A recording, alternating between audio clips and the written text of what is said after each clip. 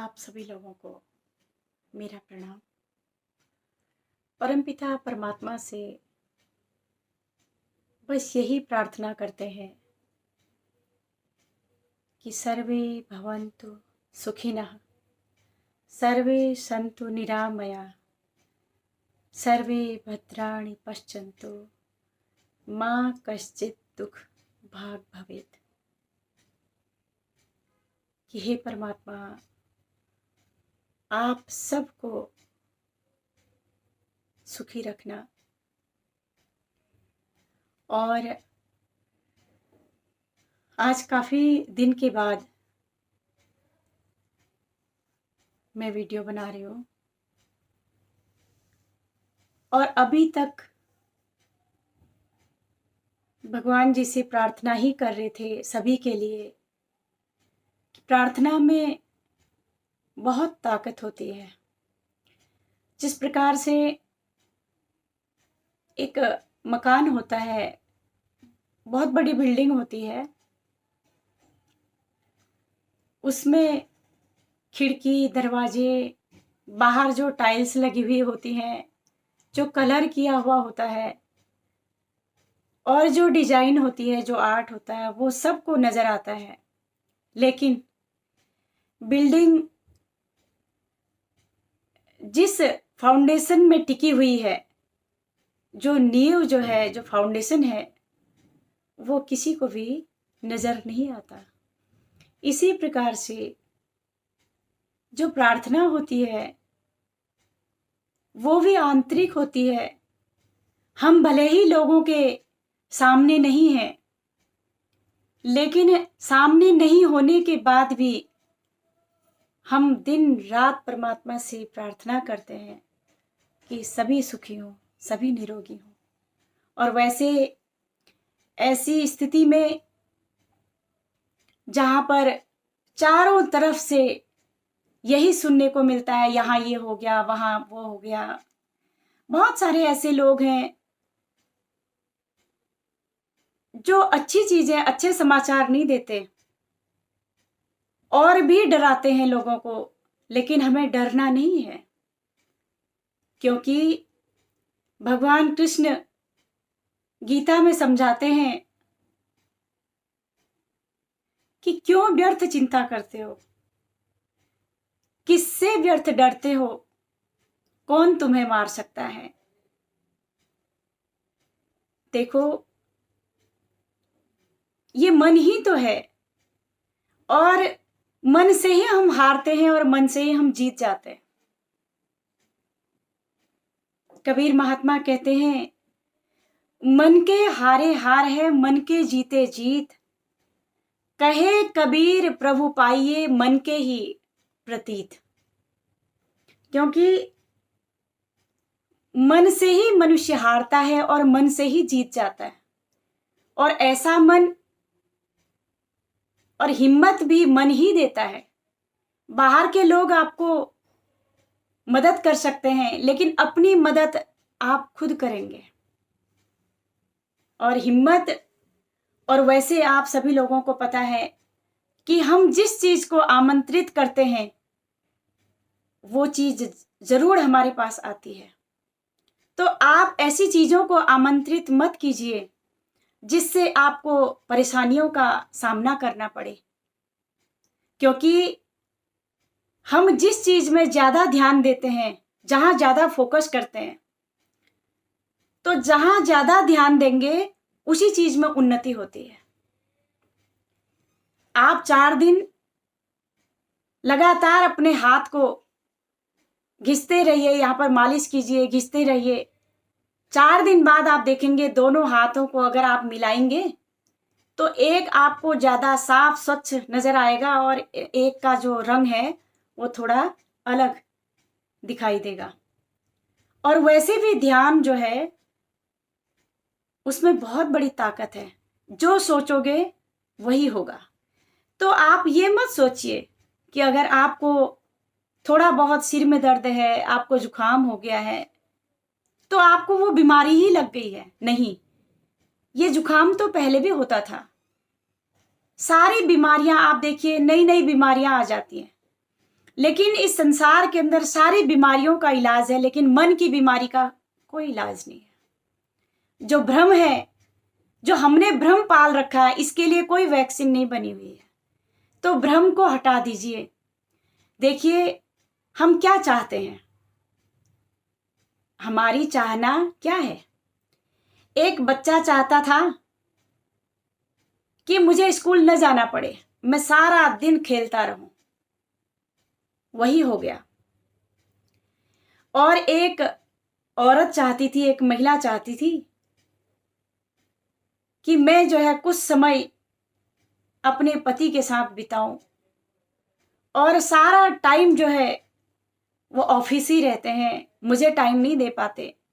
उन्होंने सोचा, वही हो गया। और इधर पति ने सोचा कि मैं रोज परेशान हूं, रोज ये नौकरी जाना, रोज ये नौकरी, पैसा, बिजनेस, व्यापार, और मुझे कभी इससे छुटकारा नहीं मिलता, मैं परेशान हो चुका हूं। वह भी हो गया। और जो वृद्ध माता पिता हैं, वो यही सोच रहे होते हैं कि बहुत टाइम हो गया है। और वो भी दिन थे जब हमारे बच्चे छोटे थे, हमारे साथ रहा करते थे, और आज ये भी दिन आ गया कि बच्चों को हमारे लिए बिल्कुल टाइम ही नहीं है। तो आज बच्चों को भी टाइम हो गया। वो बात अलग है कि बहुत सारे लोग अपने माता पिता के पास आ जाते हैं, और बहुत सारे लोग पास होकर के भी दूर हो जाते हैं। ये भी एक सोच है। और वृद्ध माता पिता ने सोचा तो वही हो गया। तो इसी तरह से जो धरती माँ है, जो पृथ्वी है, धरती माँ ने भी सोचा कि मैं भी श्वास नहीं ले पा रही हूं, और मैं भी इस प्रदूषण से बहुत परेशान हो चुकी हूं। इतनी ज्यादा अराजकता फैल गई, वैमनस्यता इतनी हो गई है, इंसान इंसान को नहीं देख पा रहा है, मैं बोझिल हो चुकी हूं। और उन्होंने भी ऐसा सोचा और हो गया। आज आप देखो, शास्त्रों में एक वर्णन किया है कि न भारा पर्वता भारा, न भारा सप्त सागर, नास्तिक ही महाभारा, भाराश्च विश्वासघातिका। कि धरती माँ एक बार भगवान के पास जाती है और कहती है, मैं बहुत परेशान हो चुकी हूं, और मेरे ऊपर सातों समुद्रों का भार नहीं है, पर्वतों का भार नहीं है, और जो नास्तिक है इस संसार के अंदर, जो ईश्वरीय शक्ति को नहीं मानते, नहीं जानते, मुझे उसका भी बोझ नहीं लगता। लेकिन सबसे बड़ा बोझ मुझे किसका लगता है कि विश्वासघातिकों का, जो विश्वासघात करते हैं। आज आप देख ही रहे हैं, घरों के अंदर विश्वासघात, समाज के अंदर, देश के अंदर, हर इंसान क्या चाहता है, क्या चाहिए इंसान को? 2 वक्त की रोटी। क्यों इतनी चिंता करते हो? जिसने इस दुनिया में भेजा है, जो इतना बड़ा व्यवस्थापक है, उसने भी तो हमारे बारे में कुछ सोच रखा होगा। इसलिए चिंता मत कीजिए, जो होगा वो सबके हित में होगा। ऐसा भगवान कभी नहीं करते जो सबका नुकसान हो जाए। एक साधारण पिता अपने बच्चों के लिए जब इतना सोचता है, तो वो तो परम पिता परमात्मा है, कितना सोचता होगा हमारे लिए। इसलिए कभी भी ये न सोचें कि ईश्वर हमारा साथ नहीं दे रहे हैं। दुख के समय में भक्त कहता है अपने गुरु महाराज को कि आप तो कहते थे कि भगवान साथ देते हैं, भगवान साथ देते हैं, मुझे इतना दुख हो रहा है, और इतनी तकलीफ में मैं हूं, इतनी पीड़ा में मैं हूं, मेरे परिवार के अंदर इतना सब कुछ घट गया, और मैं इतना दुखी हूं, और फिर भी मुझे तो कहीं नहीं दिखता।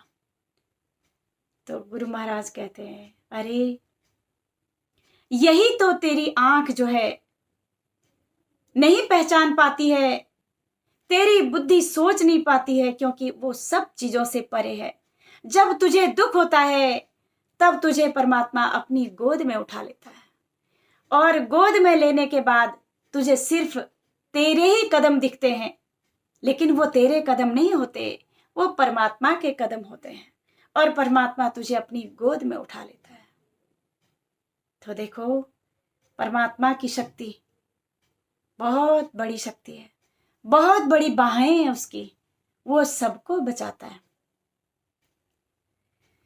बहुत बड़ी है प्रभु की बाहें, जो भक्तों को सदा बचाए। राम का प्यारा जग में जीते, जीवन का संग्राम उसका कौन बिगाड़े काम। जिसका रखवाला है राम, उसका कौन बिगाड़े काम। ईश्वर कभी आपका नुकसान नहीं होने देगा। जिंदगी है, आए हैं तो चले ही जाएंगे, लेकिन ये दुनिया भी उसी की है और वो दुनिया भी उसी की है। इसलिए खुश रहें और ईश्वर का चिंतन करें, चिंता न करें, चिंतन करें। क्योंकि चिंतन से जीवन मिलता है, और जो चिंता होती है वो तो जीवित इंसान को जला करके खाक कर देती है। इसलिए ऐसी विपरीत परिस्थितियों से आप घबराएं नहीं, और ईश्वर सदैव आपके साथ है। हमारी प्रार्थना हमेशा आप सबके साथ हैं, और हम प्रार्थना करें, ज़्यादा से ज़्यादा टाइम हम ईश्वर के चिंतन में लगाएं, और अपने दिमाग के अंदर, अपने मन के अंदर गलत चीज़ों को न लाएं, और ऐसा भ्रम पैदा न करें कि एक छींक भी आ गई तो ये कोरोना ही है। नहीं, बीमारियां आती हैं, चली जाती हैं, ये तो एक सृष्टि का क्रम है। यहाँ कुछ भी रहने वाला नहीं है। जब सारी जितनी भी ऋतुएं होती हैं, देखो, सुबह होती है, दिन होता है, शाम होती है, रात होती है, फिर सुबह होती है, ये सब क्रम जो है ये जारी है। तो इसलिए आप चिंता न करें, चिंतन करें, और सभी के लिए प्रार्थना करें कि सब सुखी हों, सब निरोगी हों, और हम सब मिल करके, हम एक पिता की संतान हैं, और हम उसका चिंतन भजन करके अपने जीवन का कल्याण करें और सार्थक करें। प्रणाम।